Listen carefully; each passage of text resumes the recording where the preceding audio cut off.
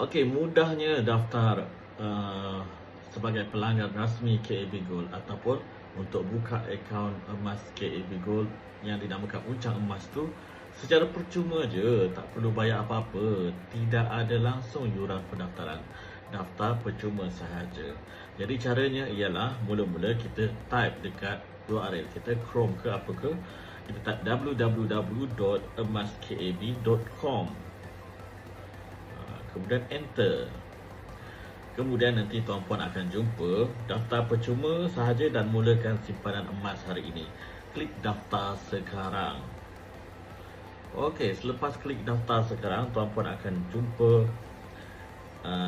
web pendaftaran KAB Gold. Ini dulu sedia adalah KAB 0004842, iaitu saya.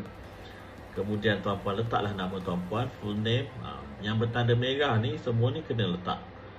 Yang bertanda star merah tu kan, full name, kemudian letak email, kemudian confirm email, kemudian nombor telefon, IC, password, retype password, kemudian pilih negara, pilih state, pilih negeri, kemudian letaklah alamat ringkas pun tak apa. Nanti boleh edit kemudian dekat my account. Alamat, kemudian bandar, kemudian postcode, occupation ni tak perlu sebab dia pilihan je. Kemudian klik by clicking agree and continue. Lepas tu agree and register. So bila dah register, dah submit register, nanti tuan-puan akan dapat email. Dekat email yang tuan registerkan tu, nanti ada email daripada KAB Gold.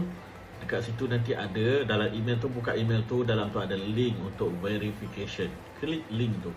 Bila tuan-puan klik verification, nanti akaun anda, akaun KAB Gold tuan-puan akan aktif.